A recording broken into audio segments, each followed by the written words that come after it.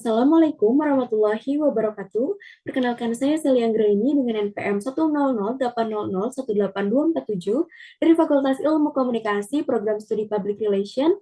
Pada hari ini saya izin memaparkan hasil penelitian saya dengan judul Strategi Komunikasi Komunitas Paredu ID dalam mensosialisasikan program Parenting Education. Studi kasus implementasi strategi komunikasi yang digunakan oleh komunitas Paredu dalam sosialisasi program Parenting Education bagi orang tua dengan anak berkebutuhan khusus jenis cerebral palsy pada RCP Bogor. Penelitian ini diampu oleh dosen pembimbing yaitu Bapak Dr. Maman Suherman, Dr. Andes MSI.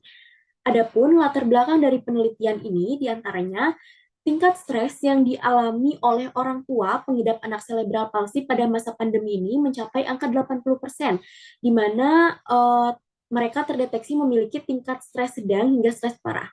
Lalu, parenting education ini adalah sebuah program yang dirancang untuk membantu orang tua untuk menemukan solusi atas segala permasalahan yang dirasakan khususnya pada masa pandemi COVID-19 ini.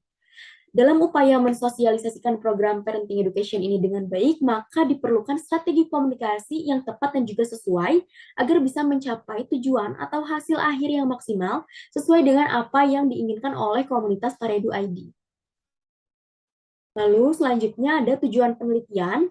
Yang pertama adalah untuk mengkaji dan menganalisis strategi komunikasi komunitas Paredu ID dalam mensosialisasikan programnya.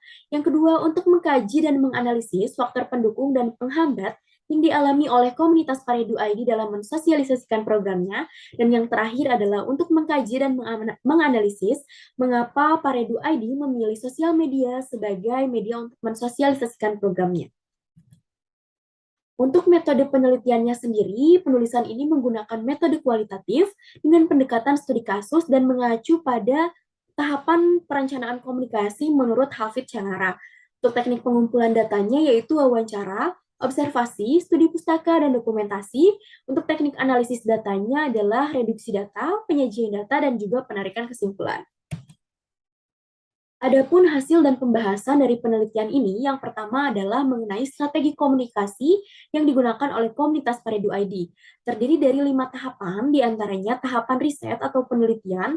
Tahapan ini ditujukan untuk mencari fakta-fakta mengenai permasalahan atau problematika yang dialami oleh target sasaran komunikasinya, yang kemudian akan diobservasi untuk dicari tahu bagaimana jalan keluar dan solusinya.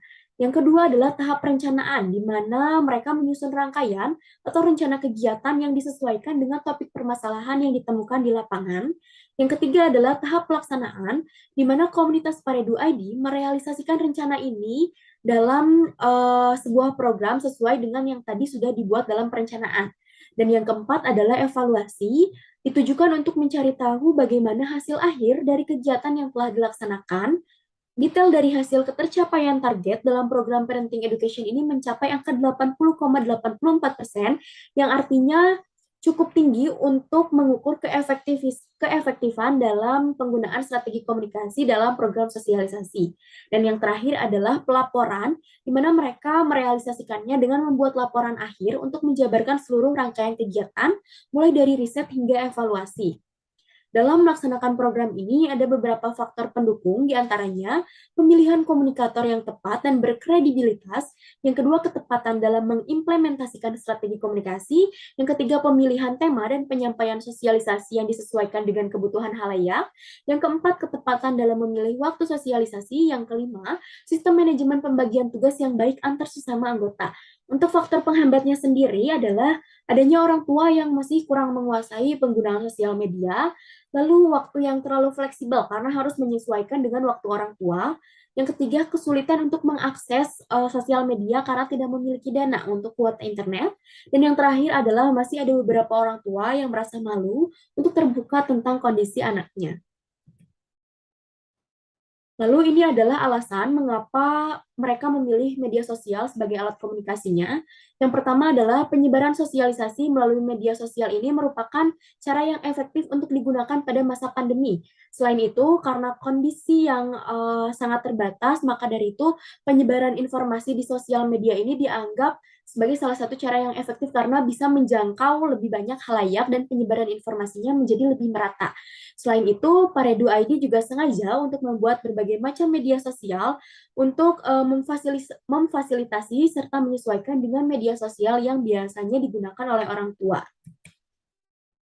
Untuk kesimpulannya, dalam penelitian ini, yang pertama, strategi komunikasi yang digunakan oleh komunitas Paredu ID terdiri dari 5 tahapan, yaitu tahapan riset, perencanaan, pelaksanaan, evaluasi, dan pelaporan.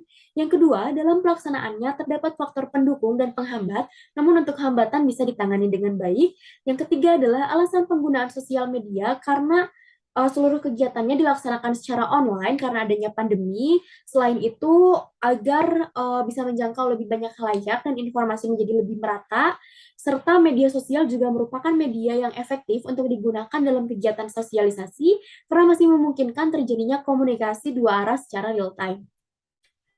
Mungkin cukup sekian. Terima kasih. Wassalamualaikum warahmatullahi wabarakatuh.